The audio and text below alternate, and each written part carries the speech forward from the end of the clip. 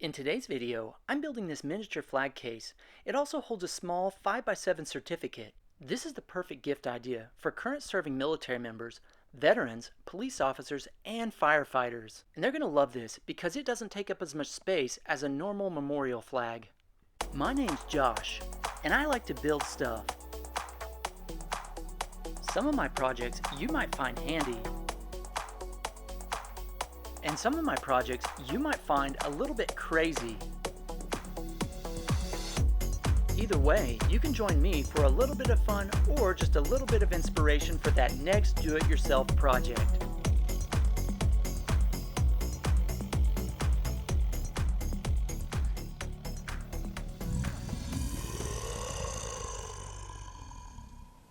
Today's project actually begins in the dusty Middle East.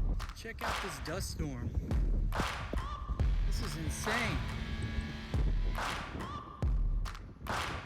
This is crazy. I found these miniature flags on Amazon, and I thought it'd be cool if I had them flown aboard a real military aircraft. When you're making gifts like this, it's always a little bit cooler to have a little story behind it.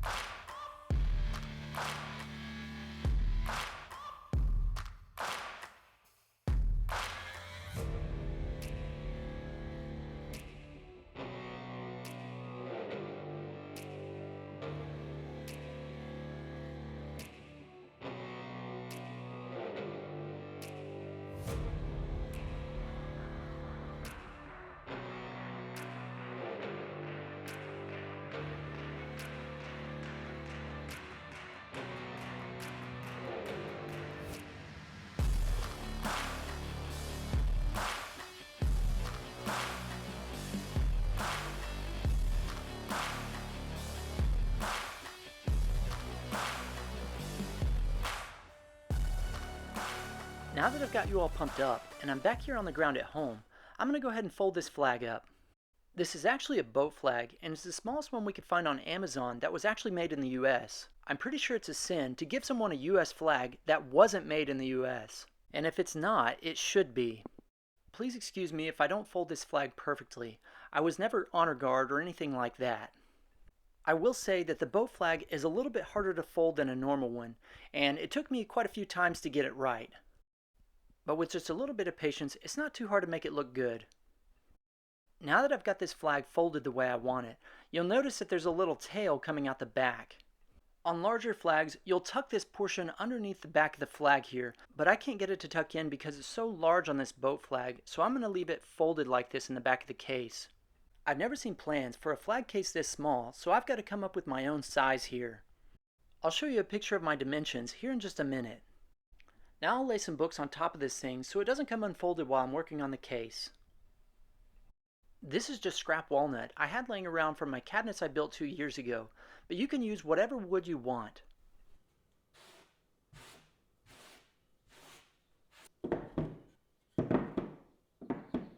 This entire project is made out of 1x2s, and I didn't have any 1x2s pre-cut, so I'm just going to make my own.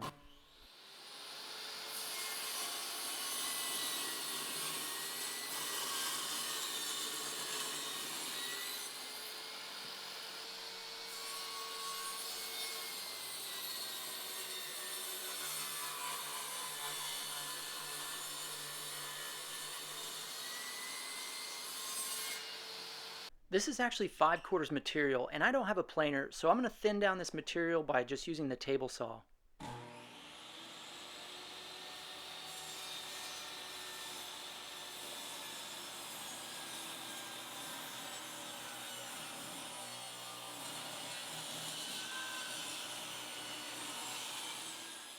This is just a little bit more dangerous, but when you don't have the right tools for the job, there's more than one way to skin a cat. To make sure I didn't waste my precious walnut, I did use scrap wood to make sure all my cuts were correct. And you might not see them here, but I actually made quite a few mistakes before I finally figured things out. Now that I know what sizes I need, I'll go ahead and cut these out.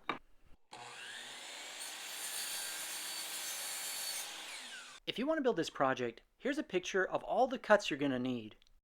Take a quick screenshot and you can build this once this video's finished. And once again, these are all 1x2s I'm cutting out here. Let's try fit all these pieces and make sure we got all the angles cut just right.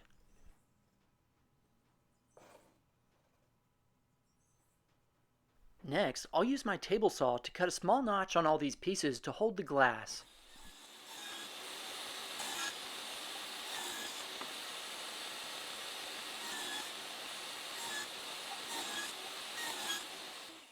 Here's a look at my completed notches. The width of the table saw blade is perfect for the glass I'm using today. Now on this middle board, I did put a notch on both sides because it's going to have glass on both sides. Next, I'll use my table saw to cut a 1/4-inch rabbet on the back of all these pieces. That way my frame can hold a backing.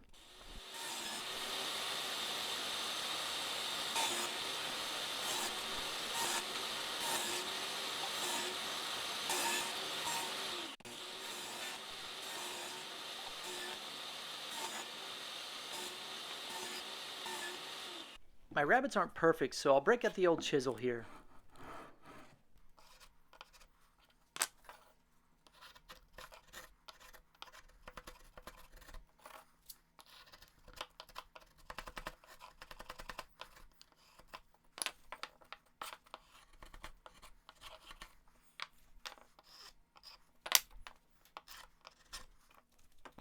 I think I'll sand these pieces down before I start the assembly.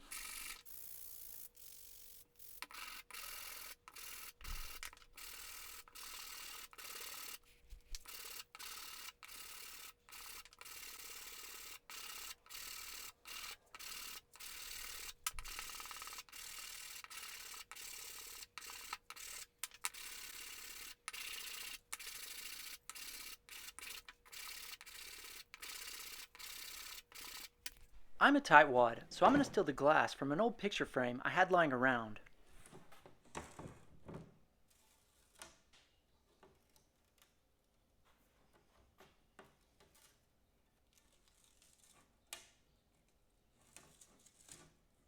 Now I have no idea what I'm doing, but you can buy these glass cutters for about $10 just about anywhere.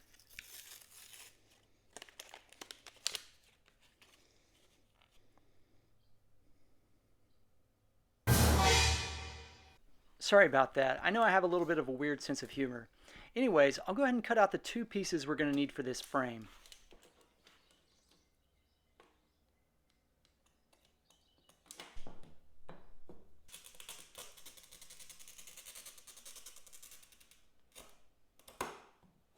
Let's see if I can break this without breaking anything else. Oh, that doesn't look too bad.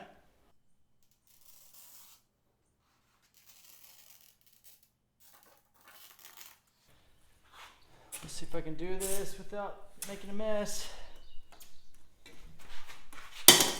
Oh, I'm good.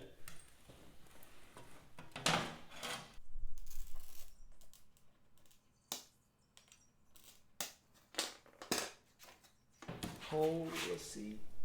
Oh, dang it. Well, that might still work. We'll see. Here's a look at the sizes of the glass pieces that I cut. Alright, not the prettiest cut here, but let's see if it fits inside the slit. It's going to be close.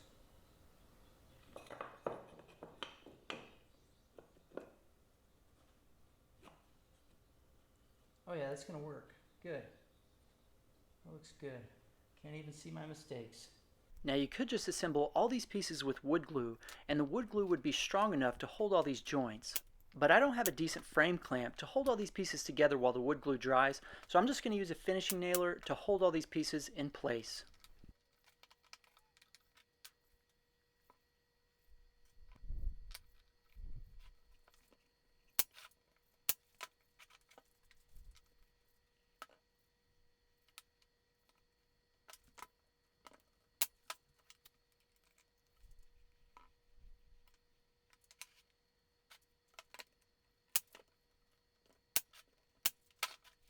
It's not how good you are, it's how well you can cover up your mistakes. For the rest of the project, I'll cover up my glass with masking tape so I don't scuff it up.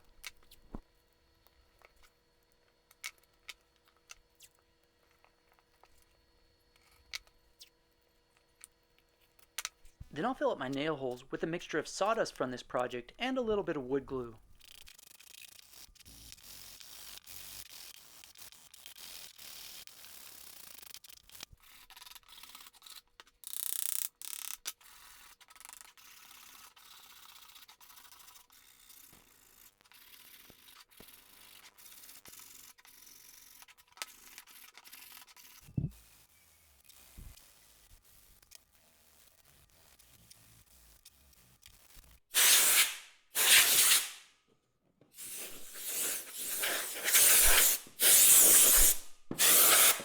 Now I'll cut out the backing using 1/4 inch plywood. This is actually 5 millimeters, but that's close enough to 1/4 inch.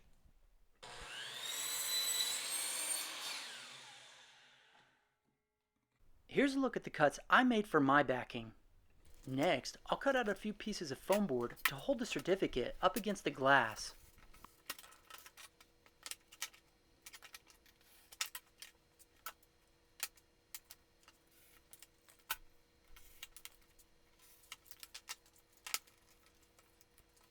Good grief, it's hot. Oh, yeah. This is just a clear coat of polyacrylic from Minwax.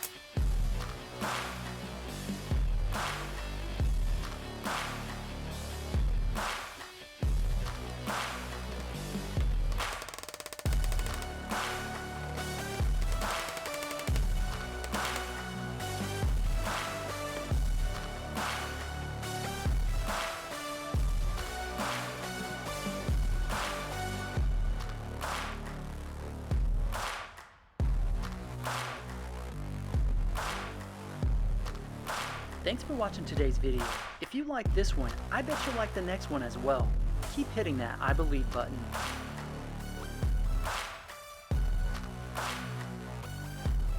Subscribe.